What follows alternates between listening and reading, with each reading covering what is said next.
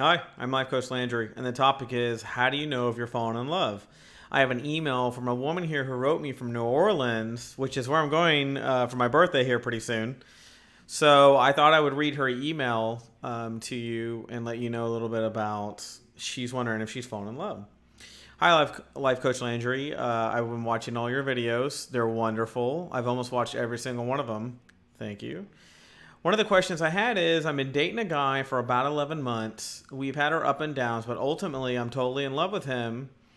And I want to know, how do I know if I'm really falling in love with him or if it's just something that I'm attracted to out of the fights or whatever that is that we're going through? Interesting question. Number one, I'm going to take one piece at a time. The first piece, let me answer this. When you're dating somebody and you're fighting and you find yourself coming back to the relationship even after the fight, that's a good sign. Now, pending what you're fighting about, if you're fighting about cheating or being kicked out of a house or something like that, I mean, your relationship's over. Let me continue reading on. So I've been dating him for 11 months. Like I said, I'm not really sure how to bring up the subject that I'm ready to move in with him. However, I have brought up certain things that have made me feel like he's interested too. Okay, so men are not going to typically bring up subjects like that, right? If you've read any of my information, if you've read any of my material that I put on there, that I talk about in my videos, what you'll learn is that women need to do 80% of the communication. Men aren't natured in that direction. However, if a man is constantly pursuing you and beating down your door and telling you how much he loves you, those men typically are suspect. They really are. Science shows that men who over pursue and keep going, most women call them creeps. Women who fall for that stuff is because they fall for the old textbook. If they tell me how much they love me and how much they care about me, and they're doing all these things, even when they're doing ugly things to you, it passes for love. Don't ever be that woman that men do malicious things and you ignore those thinking because they love you. That's unhealthy, and it will likely show up later in your relationship when you get back with them, okay? So to that reader. So she goes on saying, I'm really excited about the idea of him. When I look at him, I think about children. I think about family. I do have some things that I would like to work out better with him, but ultimately, he is the guy I'm looking for. Give me some signs so I know to lock in and get over my fear of telling him how I feel and telling him I'm ready for the next step. Okay, I think you're at a great place because you're talking to yourself about, taking that step. So I'm going to tell you a couple of things here. Number one is if you're sitting there and you're thinking about it and you're kind of on the cusp of it, one of the things you're going to say to yourself is, are you doing new things? Are you doing things you normally didn't used to do from your past relationship? That'll usually tell you something about what's going on here. Now, one of the things you should never do is be with somebody out of fear. So if you're worried about being alone or it's an ex trying to draw you back to an old idea or whatnot, get over that kind of stuff. You need to just work on it with who you're with. Stop thinking about your past. Stop worrying about who might be in the future. And just if you're with someone and you're in love with them, don't get detoured by things. Even if you get in a really bad fight with them, but ultimately things are pretty good, then you should go back and try to work that out. And it sounds like you two have had some up and downs, like you said, but it sounds like it's never been bad enough to split you two in half, right? And that's the key, okay? So you're in love when you've never actually stepped out of the relationship for a long period of time. Now, what's a long period of time? I say anything longer than 3 or 4 months away from somebody, you have mentally outgrown and moved on. You may not know it yet, but when they come back, they might try to lure you in. It might make you feel a certain way, but that's not the case. Anybody who's past 3 or 4 months of dating that you haven't been around or anything, it's likely not going to work again. You might get some rose-colored glasses for a couple of weeks and think it's going to go do some activities with them, but ultimately you're going to want to go back to the life you were already living before your ex came back in the picture.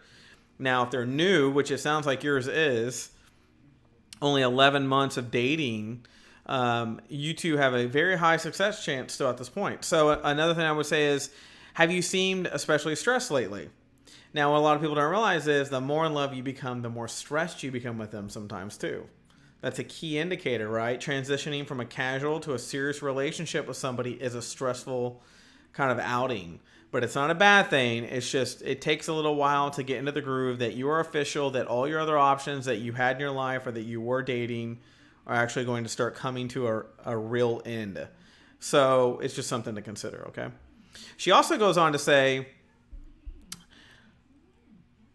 that in her past relationships, she was in a relationship for 5 years with another man. They lived together, and she sometimes has fears from that relationship.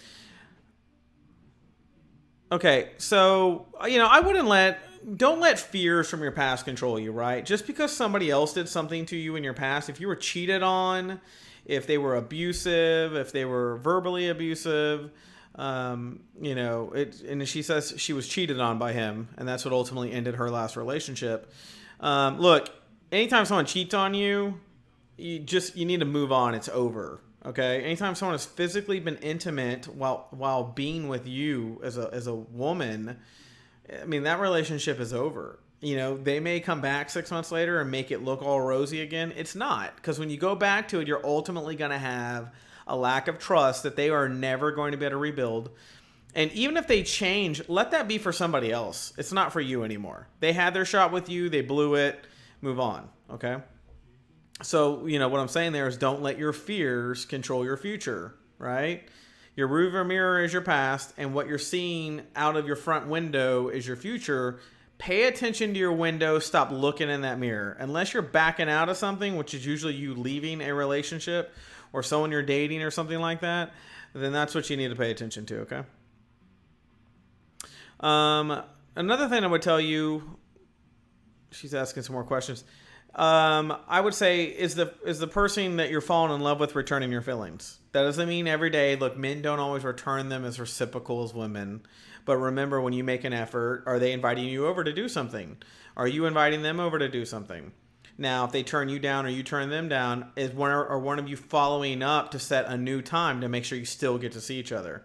What's really important when you're in a relationship is that it doesn't matter always whether you can do something at the exact time each other wants to do it or whatnot. It's that somebody attempts to make sure you do something, period, at some point, and you both want to do it.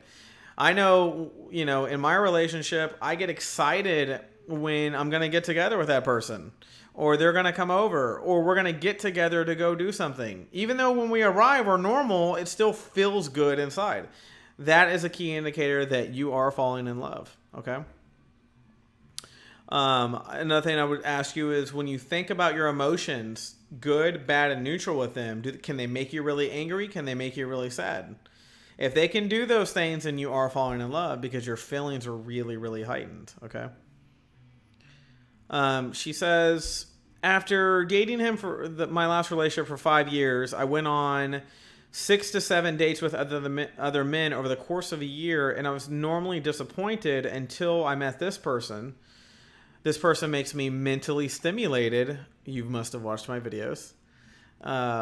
And I've noticed that in some of your videos, you mention how key talking is in a relationship, not just sex and passion and things like that.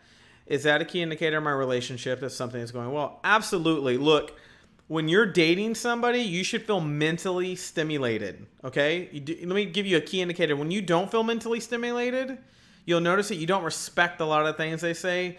A lot of the ways they go about life you won't respect. There'll be a lot of things that you just, when you look at them, you see a lot of downs in them, right? That means you're not falling in love, okay? Normally, if somebody comes from your past in your life, the first thing you'll do is start thinking about what happened between you two, and you'll start not wanting that anymore. And that's what's going to make you feel that way. So when you're in love, it's the opposite. When they're talking, you want to listen, you're engaged, you're almost, kind of odd sometimes when they say something, how much it affects you and how much you care about it, okay? This doesn't mean when you're in love with somebody and things, and you're together, that you aren't going to hear things that are going to disappoint you or hurt you or things like that. That is a part of a relationship. But they're never doing it with intent, and they're always trying to work things out with you, okay? Are you tempted to say I love you? She asked. And yes, you are. So you have this kind of thing, like you just have sex and you just want to say I love you. you have this, like, you'll be sitting in the kitchen with each other and you're making a meal together, or they're making a meal and you come in the kitchen and you just look at them and you're just like, I love you.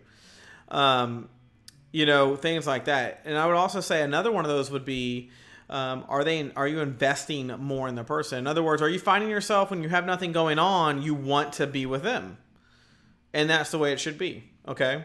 It's football season. It's September right now. I mean, you should be getting together for games, right? There shouldn't be a lapse in communication or getting together. You've been dating 11 months. This is an area where, he or she should be like, hey, come over Thursday night, come over Saturday for college football, come over Sunday for NFL football, come over Monday for Monday Night Football.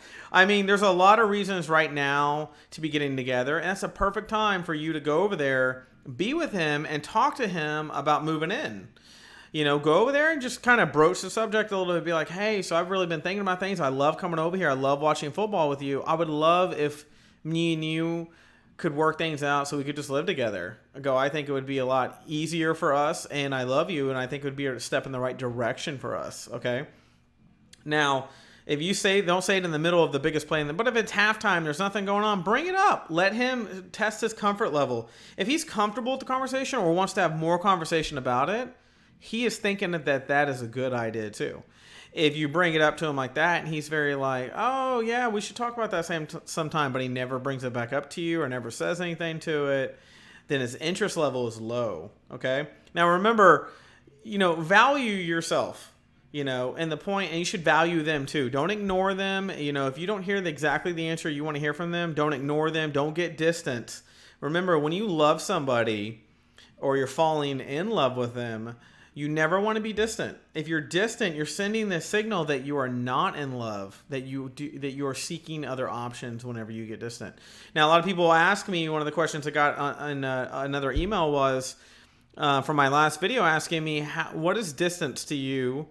How should I define distance in a relationship? When is too long to go without talking? Okay, so when you're first dating, talking every 2 or 3 days is, not unnormal. Even talking once a week is normal when you first start dating, because they're dating other people, you're probably dating other people, or you should be. What happens is eventually what you'll notice is that as you escalate and as the dating gets more serious and you become more involved and you're compatible, it's going to be naturally ebb and flow. It's not going to be a tug of war on talking or whatnot, okay? Now, you should always notice that if you're talking to somebody and you're intimate, and what is intimate to me? Intimate is when you've been dating over 8 months, I mean, you're a serious couple because you're coming up on a year, okay? You've already dated almost 3/4 of the year, and you're rounding up in the last quarter of the year with each other. That's a year of dating, saying I love you, things being serious, all those things should kind of matter to you, okay? And one thing I want to stress here is that if you aren't talking every 2 days and you've been dating 8 months, then your relationship needs to be talked about, because you should be communicating at least every 2 days with each other, okay? A day apart is not a big deal, but 2 days or more without talking is unusual, and it's abnormal for good, healthy relationships. If the relationship isn't healthy, you're going to have a gap in communication there. I hope that clears that up. I've gotten a lot of questions on communications on my 8 communication rules video. And I'm going to do a follow-up. I'm going to start doing more questions and reading your emails out loud. Anytime you write me an email, if you want me to do a video on it, make sure you put in there, you give me your permission to read your information out loud, and if you want your name mentioned, anything like that. And I hope this information was helpful to you, and you can donate by clicking on the link below, anything that you think is of value of the information you got. And I hope this information was helpful, like I said, and I will talk to you soon.